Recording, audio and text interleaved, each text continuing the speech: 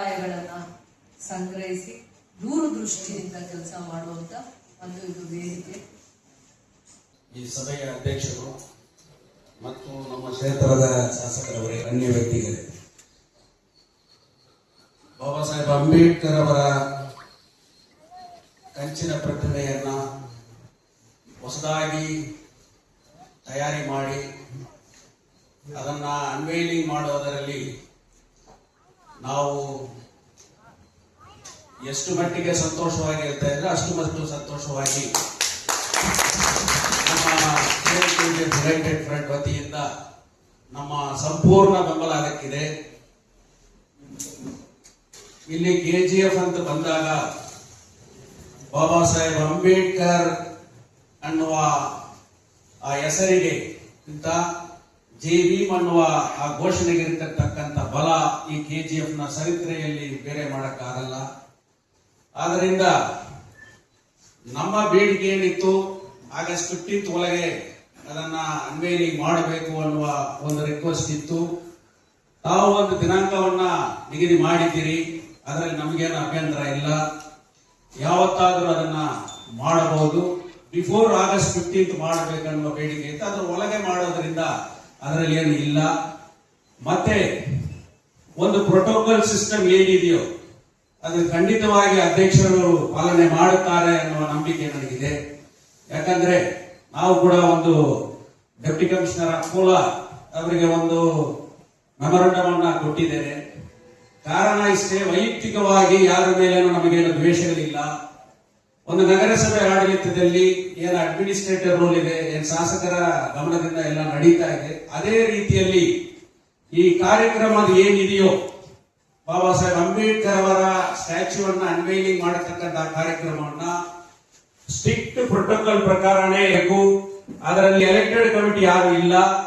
ಆದ್ರಿಂದ ಆ ತರ ಎಲೆಕ್ಟೆಡ್ ಕಮಿಟಿಗೆ ಇಲ್ಲದವರಿಗೆ ಅವಕಾಶ ಕೊಡುವುದಾದ್ರೆ ಕೆಜಿಎಫ್ ನಲ್ಲಿ ಇರತಕ್ಕಂತ ಬೇರೆ ಯಾರು ಎಕ್ಸ್ಗಳಿದ್ದಾರೋ, ಯಾರ್ಯಾರು ಸಂಘ ಸಂಸ್ಥೆಗಳಿದ್ದಾರೋ ಅವ್ರಿಗೂ ಕೂಡ ಆ ಒಂದು ಕಾರ್ಯಕ್ರಮದಲ್ಲಿ ನಾವು ಡಯಾಸ್ ಕೊಡಬೇಕಾಗುತ್ತೆ.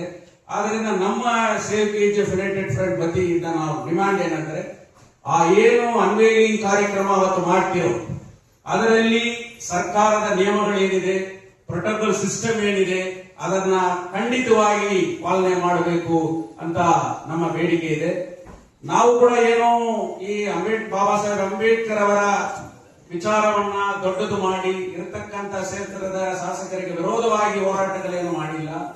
ನಮ್ಮ ದಯಾಳನ್ ಅವರು ಒಂದು RTI ನಲ್ಲಿ ಒಂದು ಪ್ರೊಸೀಡಿಂಗ್ ಅನ್ನ ನನಗೆ ತೋರಿಸಿದ್ರು. ಆ ಪ್ರೊಸೀಡಿಂಗ್ ನಲ್ಲಿ ನೋಡಿದಾಗ ಸುಮಾರು ಒಂದು 2 ವರ್ಷ ಹಿಂದೆನೆ ಒಂದು ತೀರ್ಮಾನವನ್ನ ಮಾಡಿದ್ದಾರೆ. ಸೊ ಯಾಕೆ ಅದನ್ನ ಬೇಗ ಮಾಡಬಾರದು ಅನ್ನುವ ಒಂದು ಮೆಮೊರಂಡಮ್ ಅನ್ನ ನಾವು ಕೊಟ್ಟಿದ್ದೇವೆ.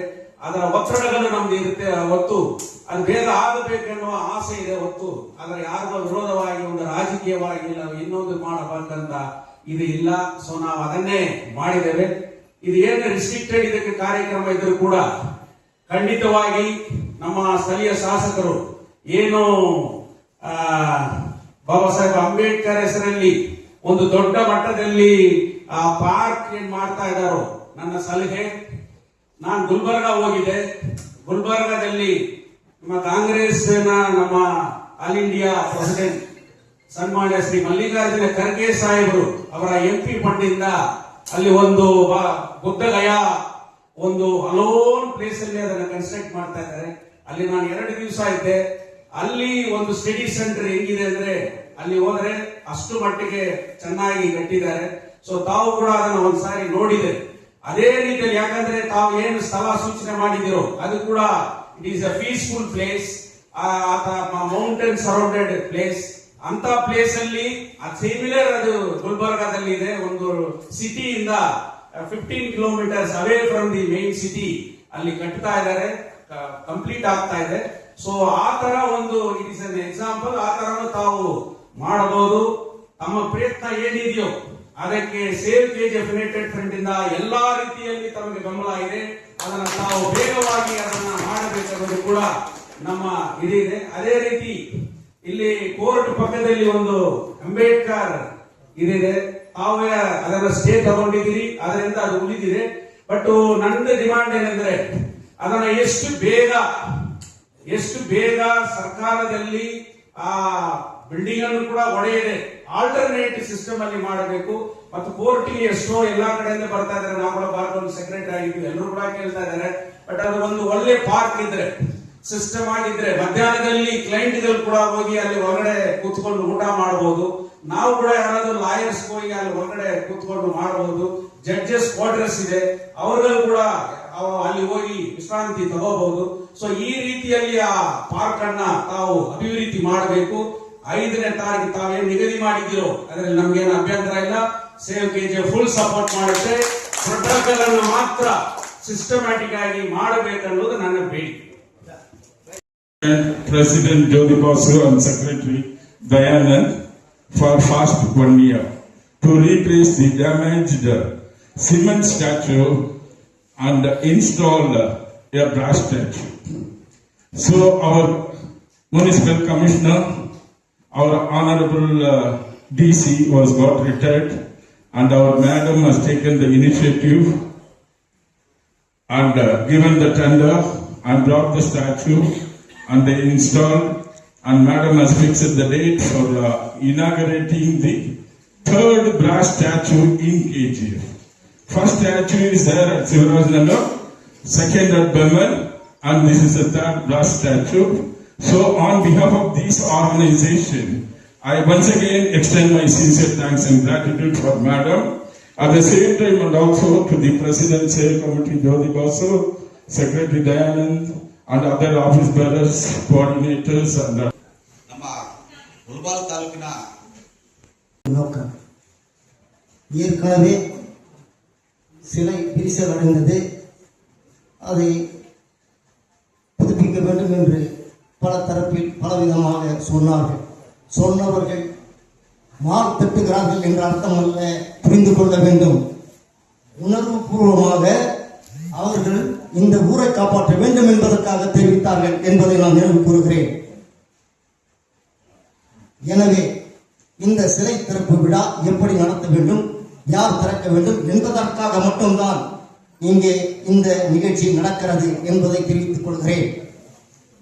ஆரம்பத்தில் இந்த சிலை எப்படி வந்தது என்ற ஒரு கருத்தை மட்டும் நான் சொல்ல ஆசைப்படுகிறேன். ஏனென்று சொன்னால், அருமை சகோதரர் முன்னாள் கவுன்சிலர் பிரவீன் ஒன்று சொன்னார், அதற்காக சொல்ல வேண்டிய கட்டாயத்தில் இருக்கிறேன். இந்த சிலை வருவதற்கு முன்பு மரியாதைக்குரிய முன்னாள் எம்எல்ஏ பக்தவச்சலம் அவர்கள் என்னையும் மரியாதைக்குரிய சகோதரர் தாடி என்பவர்கள் கூப்பிட்டு கேட்டார், இங்கு ஒரு சிலை நிறுவனம் என்ன, விதான்சபா முன்னால் இருக்கிற சிலை, அது போல இங்கு ஒரு சிலை நிறுவனம் என்னன்னு கேட்டார். கேட்டவர் பக்தவச்சலம். அப்போ சொல்லும் சொன்னார்கள், தாடி என்பவர்கள் சிஎம் உயிரோடு இல்லை, அவங்க மனைவி வந்து திறந்து வைன்னு சொன்னார். அன்னைக்கு முழு கவுன்சில் இருந்தது, பாக்கியமா திறந்தாங்க. பக்தவச்சலம் பேர், பாக்கியமா பேர் இருக்குது. அந்த கல்வெட்டு அப்படியே இருக்க வேண்டும் என்பது எங்களுடைய விருப்பம். அதே நேரத்தில் தற்போது மரியாதைக்குரிய ராமையா பேர் சொன்னாங்க, நாங்க மறுக்கல வெறுக்கல, இருந்தாலும் இந்த புரோட்டோகால் ஒன்று இருக்கு. அதனால இங்கு பெருவாரியாக பேசப்பட்டவர்கள் தெரிவித்த கருத்துப்படி சேவ் கேஜ் யுனைடெட் ஃப்ரண்ட் மேற்கொள்கிற நோக்கமும் கருத்தும் உள்ளூர் நிலைத்து நிற்க வேண்டும். அதன் அடிப்படையில் எங்களுக்கு முதல் வரை தொகுதி எம்எல்ஏ தான் என்பதனால் அவை திறந்து கொள்வது எந்த ஆட்சேபனையும் இல்லை என்பதை தெரிவித்துக் கொள்கிறேன். நன்றி, வணக்கம். ಹಾಗೂ ನಮ್ಮ ಶಾಸಕ ಅಕ್ಕನವರು ಅಂತಲೇ ಹೇಳ್ತೀನಿ ಇಷ್ಟಪಡ್ತಾರೆ. ಇವತ್ತಿನ ಈ ಸಭೆ ಏನಕ್ಕಾಗಿ ಏತಕ್ಕಾಗಿ ಅಂತ ಎಲ್ಲರಿಗೂ ಗೊತ್ತಿರೋ ವಿಚಾರನೇ. ಇದ್ರ ಬಗ್ಗೆ ತುಂಬಾ ಹೇಳ್ಕೊಂಡು ಹೋಗೋದು ಬೇಡ. ನಾನು ಹಳ್ಳಿ ಸೊಗಡಿನಲ್ಲಿ ಹೇಳ್ತೀನಿ. ಮೊದಲು ಹಿರಿಯರು ಒಂದು ಹೆಣ್ಣು ನೋಡ್ಬೇಕಾದ್ರೆ 11 ಊರು ಸುತ್ತೋದು, ಸುತ್ತಬಿಟ್ಟು ಬಂದು ಸುಸ್ತಾಗಿ ಕೂತ್ಕೊಂಡ್ಬಿಡೋದು, ಏನಪ್ಪ ಎಲ್ಲಿ ಹೋದ್ರು ಹೆಣ್ಣು ಸಿಗ್ತಾ ಇಲ್ಲ ನನ್ನ ಮಗನಿಗೆ ಅಂತ. ಈ ಚರಿತ್ರೆ ತಗೊಂಡೋದಾಗ ಏನಾಗುತ್ತೆ ಅಂದ್ರೆ, ಕಂಕಣ ಬಲ ಕೂಡ್ ಬಂದಾಗ ಮಾತ್ರನೇ ಯಾವ್ದೊಂದು ನಡೆಯೋದು. ಆ ರೀತಿ 5ನೇ ತಾರೀಕು ಕಂಕಣ ಬಲ ಕೂಡ್ ಬರ್ಸಿದ್ದಾರೆ ಭಟ್ನವರು. ಆದ್ರಿಂದ ಅವ್ರಿಗೆ ಧನ್ಯವಾದಗಳು. ಅದೇ ರೀತಿ ಈಗ ಎಲ್ಲರೂ ಹೇಳಿದ್ರು, ಇದು ಯಾಕೆ ಇಷ್ಟು ತಡವಾಯ್ತು, ನಮ್ಮ ಸಂಗೋಟಿ ಸರ್, ಜ್ಯೋತಿ ಬಾಸ್ತರು, ಹಲವಾರು ಮುಖಂಡರು ನಾಯಕರು ಹೇಳಿದ್ರು. ಹೌದು, ಯಾವುದಕ್ಕೆ ಒಂದಕ್ಕೆ ಆವತ್ತಿನ ದಿನದಲ್ಲಿ ಏನು ನೀವು ಸಭೆಯಲ್ಲಿ ನಿರ್ಣಯ ತಗೊಂಡು ತೀರ್ಮಾನ ತಗೊಂಡು ಸಭೆಯಲ್ಲಿ ಮಂಡಿಸಿ ಅದಕ್ಕೆ ಇಷ್ಟು ಅಂತ ಹಣವನ್ನ ಬಿಡುಗಡೆ ಮಾಡಿ 3 ವರ್ಷಗಳ ಕಾಲ ತಡ ಮಾಡೋದಕ್ಕೆ ಈ ದಿನ ಸೇವ್ ಯುನೈಟೆಡ್ ಫ್ರಂಟ್ ಅನ್ನೋದು 1 ವರ್ಷದಿಂದ ಈ ಒತ್ತಡವನ್ನು ತಗೊಂಡು ಬಂದಾಗ ಮಾತ್ರನೇ ಇದು ಇವತ್ತು ಕಾರ್ಯಕ್ಕೆ ತರಕ್ಕಂಥದ್ದು. ಇಲ್ಲಾಂದ್ರೆ ಯಾರು ಗೊತ್ತಾಗ್ತಾ ಇರಲಿಲ್ಲ. ಅದು ಹಂಗೆ ಉಳ್ಕೊಂಡಿರೋದು. ಬರೋ ಅಧಿಕಾರಿಗಳು ಏನ್ ಮಾಡೋದು, ಇದು ಹೇಳ್ಬೇಕಾದ್ರೆ 24 25 ಪೌರಾಯುಕ್ತರಾಗಿರ್ತಾರೆ ನಮ್ಮ ನಗರಸಭೆಗೆ. ನಗರಸಭೆ, ಪುರಸಭೆ, ಪಟ್ಟಣ ಪಂಚಾಯತ್, ಇವತ್ತಿನ ದಿನ ಪಟ್ಟಣ ನಗರಸಭೆ ಆಗಿದೆ. ಆದ್ರಿಂದ ಇದನ್ನ ಜನರ ಗಮನಕ್ಕೆ ತಗೊಂಡು ಬಂದಿದ್ದು ಯಾರು ಅಂದ್ರೆ ಇವತ್ತಿನ ಸೇವ್ ಯುನೈಟೆಡ್ ಫ್ರಂಟ್ ಅವರು. ನಾನಿಗೆ ನಾವೇ ಮಾಡಿದ್ವಿ ಅವರೇ ಮಾಡೋದು ಹೇಳಕ್ ಇಷ್ಟಪಡ್ತಾ ಇಲ್ಲ. ಬೂದಿ ಮುಚ್ಚಿದ ಕೆಂಡದಂತೆ ಬಿರುಗಾಳಿಯಲ್ಲಿ ತಿರ್ಗಾದ ಹೊರಗಡೆ ತರಬೇಕಾದ ಕಾರಣ ಬಂತು. ಅದಕ್ಕೆ ತಗೊಂಡು ಬಂದಿದ್ದಕ್ಕೆ ಆದಷ್ಟು ಬೇಗನೆ ಆಗಕ್ಕಾಯ್ತು. ಆದ್ರಿಂದ ಇವತ್ತು ಎಲ್ಲಾ ದಲಿತ ಸಂಘಗಳು ಒಗ್ಗಟ್ಟಾಗಿ ನಾವು ಸೇರ್ಕೊಂಡಿದ್ದೀವಿ. ಆದ್ರಿಂದ 5ನೇ ತಾರೀಕು ಏನು ಗೊತ್ತುವಳಿ ಮಾಡಿರೋ ದಿನಾಂಕ, ಆ ದಿನಾಂಕವನ್ನು ಆವತ್ತೇ ಮಾಡಲಿ. ಯಾಕಂದ್ರೆ ಆಗಸ್ಟ್ 15ರೊಳಗೆ ಮಾಡಬೇಕು ಅಂತ ಒಂದು ತೀರ್ಮಾನ ತಗೊಂಡಿದ್ರು. ಅದರೊಳಗಡೆ MLA ಮೇಡಮ್ ಅವರು ಇಲ್ಲ 5ನೇ ತಾರೀಕೆ ಮಾಡ ಅಂತ ಹೇಳಿದ್ದಾರೆ. ಆದ್ರಿಂದ 5ನೇ ತಾರೀಕೆ ಮಾಡಿ ಆ ಪ್ರೋಟೋಕಾಲಿನಲ್ಲಿ ಅದರ ಪ್ರಕಾರ ಮಾಡಿ ಮುಂದುವರಿಸಲಿ ಅಂತ ಹೇಳಿ. ಯಾಕಂದ್ರೆ ಈ ನಗರಸಭೆಯಲ್ಲಿ 2021ರಿಂದ 2013ರವರೆಗೂ 2001ರಿಂದ 2013ರವರೆಗೂ 1 ಸಾರಿ ನಾನು ಅಧ್ಯಕ್ಷನಾಗಿ 2 ಸಾರಿ ನಗರಾಧ್ಯಕ್ಷನಾಗಿ ಇಲ್ಲಿ ಕೆಲಸ ಮಾಡಿದ್ದೇನೆ. ಆ ಕೆಲಸದ ಮೇಲೆ ನನಗೆ ನಮ್ಮ ನಗರಸಭೆ ಚೆನ್ನಾಗಿರ್ಬೇಕು, ನಗರಸಭೆ ಶುಚಿಯಾಗಿದ್ದಾಗ ಮಾತ್ರ ಊರು ಶುಚಿಯಾಗಿರೋಕೆ ಕಾರಣ. ಆದ ಕಾರಣದಿಂದ ಅದು ಒಂದು, ಯಾಕಂದ್ರೆ ಕೆಲವು ಕೆಲಸಗಳು ಒಂದು ನಿಧಾನಗತಿಯಲ್ಲಿ ಮಂದಗತಿಯಲ್ಲಿ ನಡೆಯಬಾರದು, ನಡೆಯೋದಕ್ಕೆ ಇದೊಂದು ಉದಾಹರಣೆ ಆಗಿರಲಿ. ಯಾವುದು ನಾವು ಕೈಗೊಂಡಿರ್ತೀವ ಕಾರ್ಯಕ್ರಮ ನಗರಸಭೆಯಲ್ಲಿ ಅಚ್ಚುಕಟ್ಟಾಗಿ ಮುಗಿಬೇಕು ಅನ್ನೋದಕ್ಕಾಗಿ ಇದು ಒಂದು ಉದಾಹರಣೆ ಆಗಿರಲಿ ಅಂತ ಹೇಳಿ ನಾವು ಇದನ್ನ ಒಂದು ಪ್ರಯತ್ನವನ್ನು ಪಟ್ಟೇವೆ. ಆ ಪ್ರಯತ್ನಕ್ಕೆ ಫಲ ಸಿಕ್ತು. ಅದಕ್ಕೆ ಪೂರ್ಣ ಬೆಂಬಲವನ್ನು ಕೊಟ್ಟವರು ನಮ್ಮ ಶಾಸಕರು MLA ಮೇಡಮ್ ಅವ್ರಿಗೂ ಮತ್ತು ನಮ್ಮ ಪೌರಾಯುಕ್ತರವರೆಗೂ ಮತ್ತು ನಗರ ಬಸ್ ಸಿಬ್ಬಂದಿ ಎಲ್ಲರೂ ನಾನು ಧನ್ಯವಾದ ತಿಳಿಸ್ತಾ ನನ್ನ ಮಾತು. ಜೈ ಹಿಂದ್, ಜೈ ಕರ್ನಾಟಕ.